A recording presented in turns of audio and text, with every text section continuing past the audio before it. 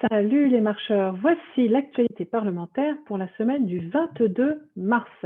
C'était une semaine de contrôle, c'est-à-dire que les parlementaires interrogent le gouvernement sur différents sujets. Chaque sujet est choisi par un groupe politique et au cours de l'échange, les groupes politiques à tour de rôle viennent faire un exposé du sujet, 5 minutes chacun, le gouvernement y répond, puis s'ensuit une série de questions. Chaque groupe politique reprend la parole pour une question d'une durée de 2 minutes et le ministre a 2 minutes pour y répondre. Alors voici les sujets qui ont été abordés cette semaine. Lundi, nous avons commencé par un débat sur l'impact de la crise sur la jeunesse. Ensuite, un débat sur la dimension logistique de la stratégie vaccinale contre l'épidémie de Covid-19. Troisième débat lundi, et je vais le détailler, un débat sur la dette publique. Le titre était « La payer ou l'annuler ». C'était Bruno Le Maire qui était au banc, accompagné d'Olivier Dussopt. Et voilà, je voudrais vous dire un petit peu ce qu'a dit Bruno Le Maire. Vous trouverez toutes les vidéos sur le site de l'Assemblée nationale, mais voici une présentation succincte. Bruno Le Maire a signalé qu'il y avait 3 types de comportements. Ceux qui ne veulent pas rembourser la dette publique, qui veulent l'effacer. Ça, il a bien dit, c'est hors de question, ça n'est pas notre position, c'est mettre la France en danger pour son avenir. La France a toujours honoré ses dettes et elle continuera de les honorer.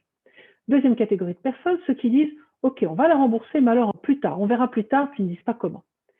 Troisième catégorie de personnes, dont nous faisons partie, c'est ceux qui disent « Non, non, la dette, il faut la rembourser, mais il faut expliquer aussi comment nous allons le faire. » Et là, Bruno Le Maire a expliqué que pour lui, il y avait ce qu'il appelle 4 piliers de sagesse. Premier pilier de sagesse, avoir de la croissance, une croissance durable, juste. Il a souligné que nous avions déjà décaissé 26 milliards d'euros pour relancer l'économie, relancer la croissance. Nous avons donc commencé à travailler sur cette croissance.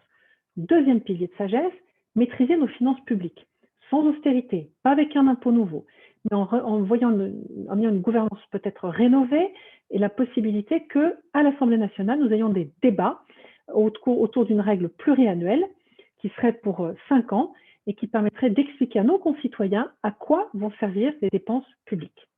Troisième pilier de sagesse, ce qu'il appelle le cantonnement de la dette Covid. On l'estime à aujourd'hui 215 milliards d'euros. On en a déjà mis 75 milliards dans une caisse qui s'appelle la Caisse pour la dette sociale, la CADES. C'est celle qui est alimentée, qui est financée par la CRDS, dont le remboursement devait se terminer là en 2024. Et donc, on va prolonger ce remboursement ce prélèvement CRDS, 2025 à 2033 pour rembourser ces 75 milliards de dettes Covid. Mais vous me direz, sur 215, il en reste 140. Et pour cela, Bruno Le Maire propose que l'impôt sur les sociétés, une partie de cet impôt, on ne l'augmente pas, mais une partie de cet impôt, on le flèche pour aller vers le remboursement de ces 140 milliards d'euros. Quatrième pilier de sagesse, il a parlé d'une réforme de structure et là, il a très clairement parlé de la réforme des retraites. Un débat vraiment très intéressant. Je vous renvoie vraiment à la vidéo sur le site de l'Assemblée nationale. Mardi 23, la présentation annuelle du rapport annuel de la Cour des comptes. Pourquoi je vous en parle? Parce qu'il y a un chapitre qui vous concerne directement, qui est consacré à l'analyse de l'aide au retour des Français retenus à l'étranger par la pandémie Covid-19. La Cour des comptes a jugé, malgré une mise en route difficile, que ce sont des opérations qui ont été efficaces et au coût maîtrisé.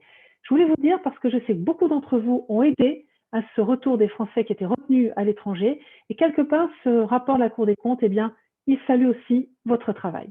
N'hésitez pas à vous en servir d'ailleurs pour vos campagnes électorales à venir. Débat suivant le mardi, c'était un débat sur la politique du gouvernement en faveur des associations.